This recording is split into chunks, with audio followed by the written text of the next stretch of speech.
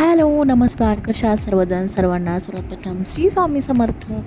तर आजच्या व्हिडिओमध्ये मी उन्हाळी वाळवणाला सुरुवात केलेला व्हिडिओ तुम्हाला शेवटपर्यंत दाखवणार आहे.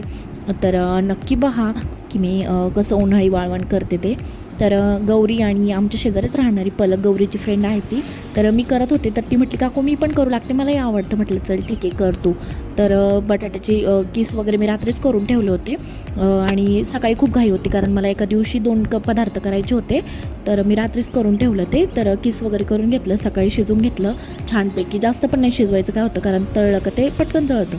तर ते असं अर्धं कच्चं शिजवून घेतलं आणि त्यानंतर वाळू घातलं. आणि मला बटाटा आणि साबुदाण्याच्या पापड्यासुद्धा करायच्या होत्या. तर ते मिक्स करून घेतलं छानपैकी आणि त्याच्या पापड्या करून घेतल्या पुरी प्रेसवर. तर चतुर्थी होती ना, तर म्हटलं फराळाचं साबुदाणा वगैरे करेपर्यंत उन्हाळ्याचं काय होतं, खूप त्रास होतो साबुदाण्याने. तर म्हटलं चला आज नवीन काहीतरी ट्राय करून बघूया. तर फ्रूट कस्टर्ड बनवणार होते मी आज. तर सगळे फ्रूट्स अवेलेबल होते घरामध्ये. फक्त दूध आणि कस्टर्ड पावडर मी बाहेरून आणलं. तर फुल फॅट मिल्क घ्यायचं का तर कस्टर्ड खूप छान. आणि आपलं कस्टर्ड पावडर टाकून घट्ट करण्यापेक्षा ते ऑलरेडी खूप घट्ट म्हणजे असलं का खूप छान टेस्ट येते आपल्या ह्याला. तर सगळे फ्रूट्स वगैरे कट करून घेतले. आपल्याकडे जे अवेलेबल असतील ते फ्रूट्स आपण त्याच्यामध्ये टाकून घेऊ शकतो. फ्रूट छान धुवून कट करून घेतले बरं का.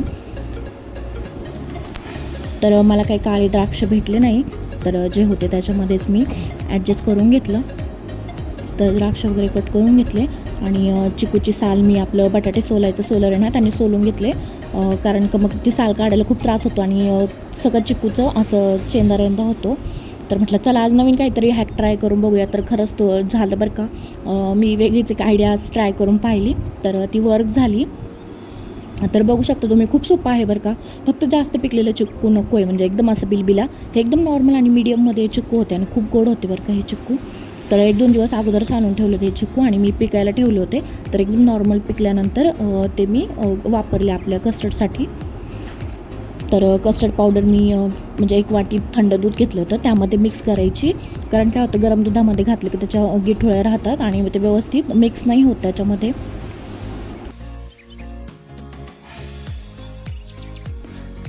तर थंड दुधामध्ये मला साधारण 1-2 चमचे लागले बरं का. तुमच्या दुधाची जशी कन्सिस्टन्सी असेल तसं तुम्ही पावडर यूज करू शकता. मला साधारण 2 चमचे लागली. दूध छानपैकी उकळून घेतलं मी आणि त्यामध्ये ती कस्टर्ड मिक्स केलेलं दूध ओतून छानपैकी शिजवून घ्यायचं बरं का. थोडंसं दाटसरपणा येईपर्यंत छान शिजवून घ्यायचं आणि त्यामध्ये थोडीशी साखर घातली आणि वेलची पूड पण घालतात, पण मी वेलची पूड ज्यावेळेस आपल्याला खायचं ना कस्टर्ड त्यावेळेस घालणार आहे. आणि थोडेसे ड्राय फ्रूट्स पण टाकणार आहे. तुम्हाला आवडत असेल तर टाकण्यात तर स्किपही करू शकता तुम्ही.